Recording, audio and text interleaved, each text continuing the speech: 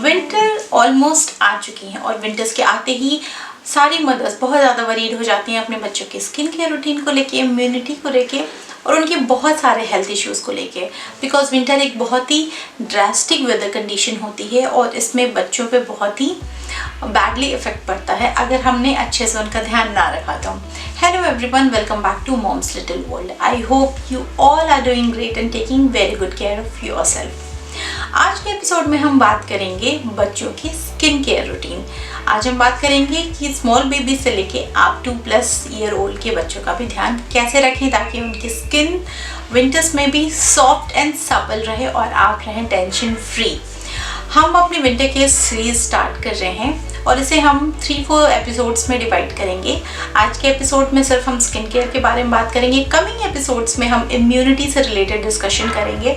सबसे पहले बात करते हैं कि एग्जैक्टली विंटर में ऐसा क्या होता है कि हमारी स्किन इतनी ड्राई हो जाती है। तो सर्दियों की जो हवाएं होती हैं उनमें नमी की बहुत कमी होती है, या यूँ कहें कि मॉइस्चर बहुत कम होता है as compare to warm weather या फिर किसी और भी वेदर के।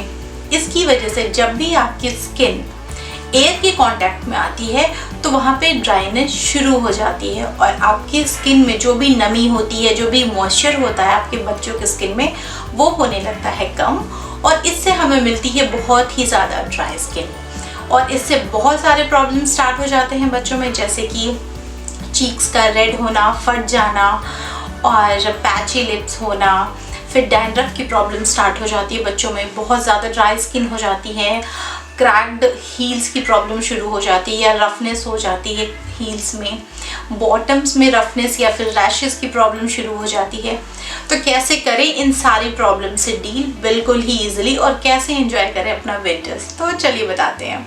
सबसे पहला स्टेप वो बहुत ही इम्पॉर्टेंट है और हर कोई जानता है कि जैसे ही विंटर स्टार्ट हो जाती है आपको ना थर्स्टी फील होना कम हो जाता है, प्यास कम लगती है।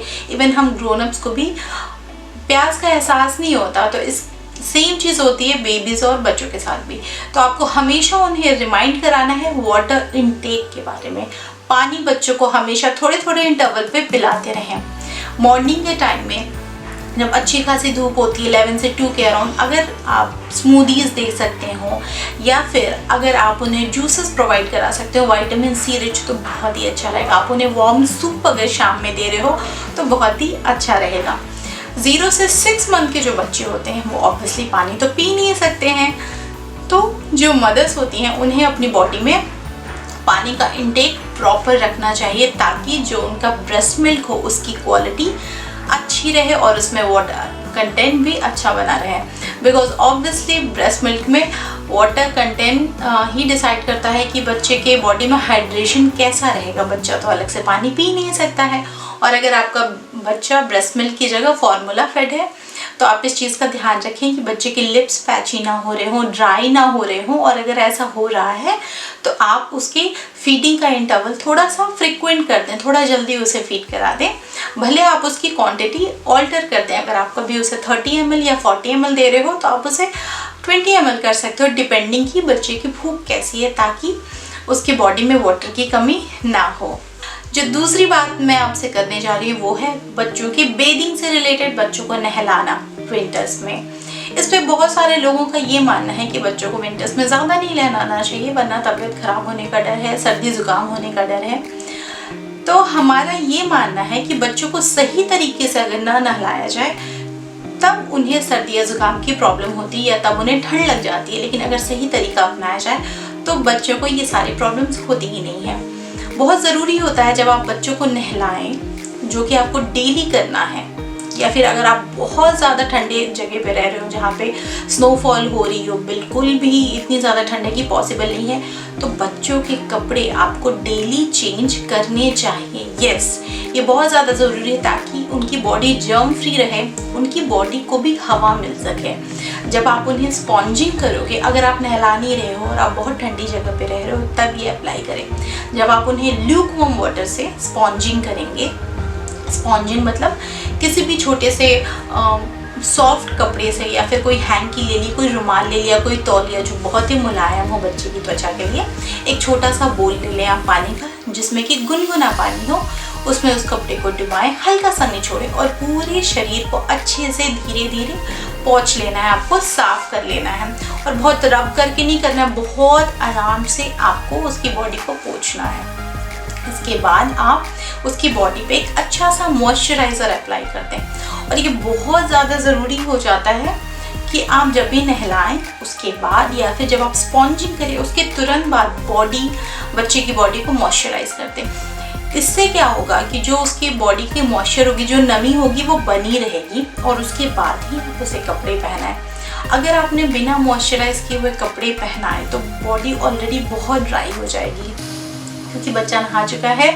और जब भी हमारी बॉडी एक्सपोज हो जाती है वाटर के साथ तो काफ़ी मॉइस्चर कंटेंट कम हो जाता है और ऑलरेडी हवा आसपास की भी ड्राई है। इसलिए मॉइस्चराइज ज़रूर करिए, बहुत इंपॉर्टेंट चीज़ है।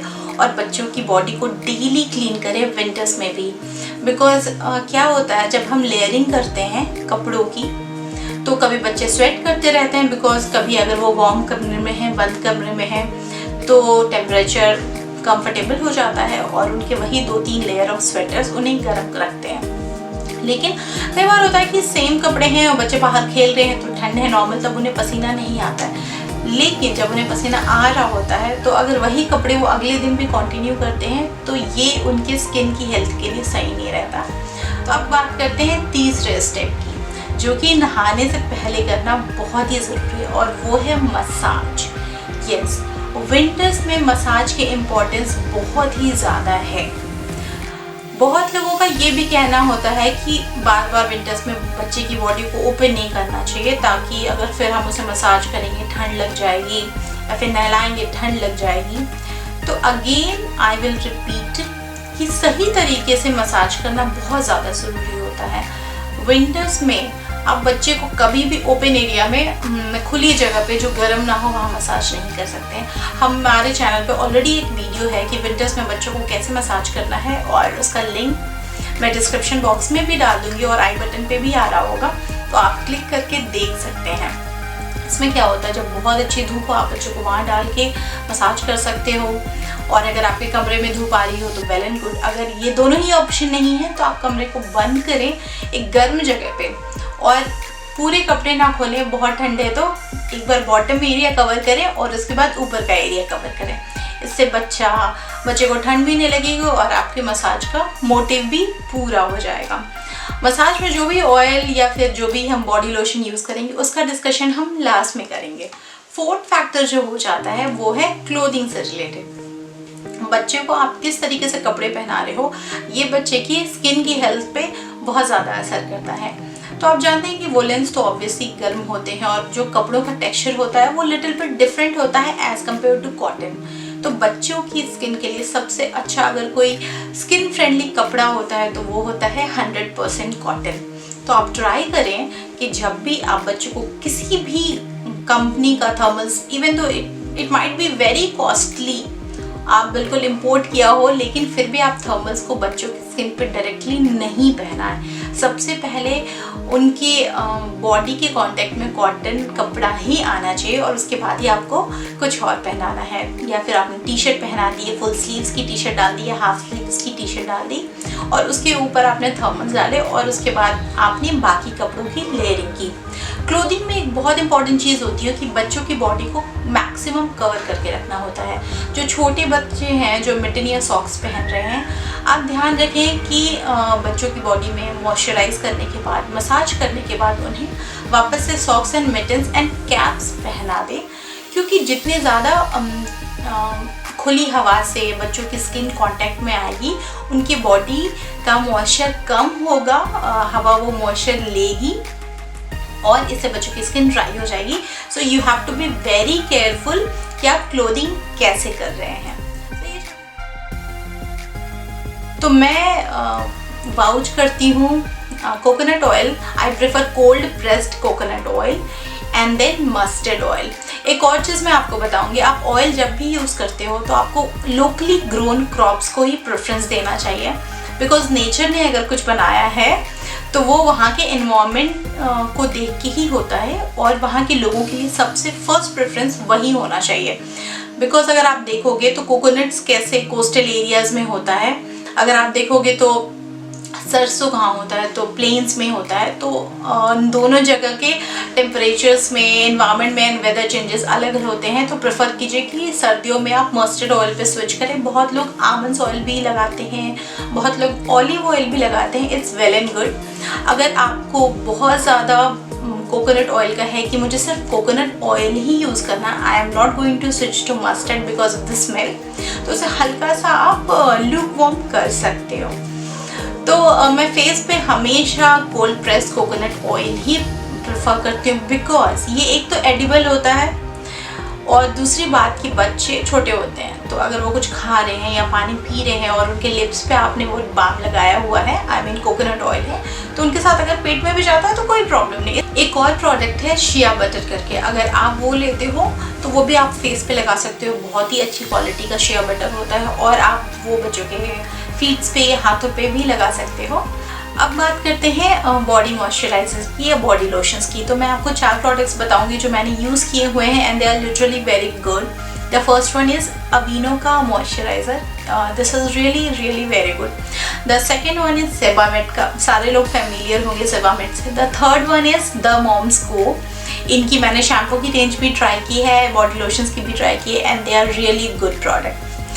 The fourth one is Chicco, इनका मैं अभी bath and body wash use कर रही हूँ। I also used body lotion from them and they are also making very good product. Another one which I would like to add is, अगर आपने मेरे पहले के वीडियोज़ देखे होंगे तो आपको पता होगा कि मैं सेटाफिल का प्रोडक्ट यूज़ करती हूँ and they are really good. तो सेटाफिल के भी बॉडी मॉइस्चराइज़र आते हैं बच्चों के लिए and those are also good. तो आप ये 4-5 ऑप्शंस में से एक ज़रूर ट्राई कीजिए और आपको अच्छे रिजल्ट्स मिलेंगे विदाउट एनी साइड इफ़ेक्ट्स। अगर आपकी बच्चों की स्किन बहुत ज़्यादा सेंसिटिव है, उसमें बहुत ज़्यादा रेड रैशेज़ हैं या फिर 24 से 48 घंटे में भी आपको ऐसा लगता है आप सारी रेमेडीज़ करते हो लेकिन ठीक नहीं हो रहा है, तो प्लीज़ वेट ना करें। ये कोई स्किन एलर्जी हो सकती है, अपने डॉक्टर को इमीडिएट कॉन्टैक्ट करें और बच्चों को दिखाएं। उसके बाद हम बात करते हैं स्कैल्प की, क्योंकि डैंड्रफ की प्रॉब्लम होती है। तो आप बच्चों को रेगुलर या तो मस्टर्ड ऑयल से या फिर कोकोनट ऑयल से मसाज जरूर करें। जो भी ऑयल आप या फिर अभी जो भी आप प्रेफर करें उससे मसाज आपको डेली करनी है ताकि स्कैल्प ड्राई ना हो। Scalp is also part of skin, तो बहुत जल्दी ड्राई हो जाती है।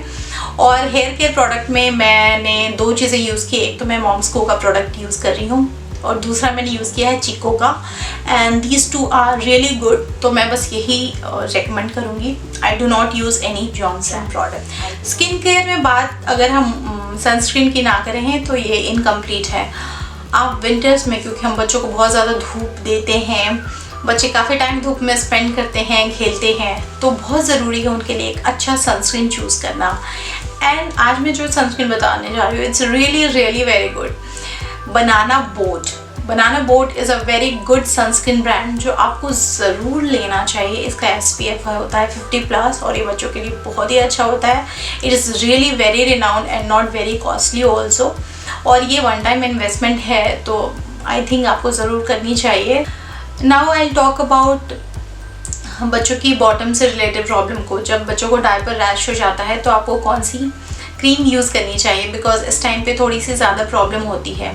अगर आपके बच्चों की स्किन बहुत ज़्यादा सेंसिटिव नहीं है then go for coconut oil. It is the best thing that you should use. मैंने मायरा के लिए टिल डेट वही यूज़ किया है, even for my son I have use that. लेकिन मेरे बेटे की स्किन बहुत ज़्यादा सेंसिटिव थी, बहुत ही ज़्यादा, तो मैंने 2 और बट क्रीम यूज़ की है। The one is Aquaphor, the second one is B for Baby। इन सबका लिंक मैं डाल दूँगी डिस्क्रिप्शन में, you can check it out. तो ये था हमारा स्किन केयर रूटीन विंटर्स में बच्चों के लिए। आई होप आपको ये ज़रूर पसंद आया होगा। अपने थॉट्स ज़रूर शेयर करें हमें कमेंट करके, और अगर अच्छा लगे या आप कोई और प्रोडक्ट्स यूज़ कर रहे हो या आपका कुछ और एक्सपीरियंस है और थॉट्स है तो प्लीज़ ज़रूर शेयर किया कीजिए कमेंट करके, और वीडियो को एक थम्स अप ज़रूर दें, चैनल को सब्सक्राइब करें ताकि हम और आप कनेक्टेड रहें। सो मिलते हैं आपसे अगले हफ्ते। Till then bye bye, take care.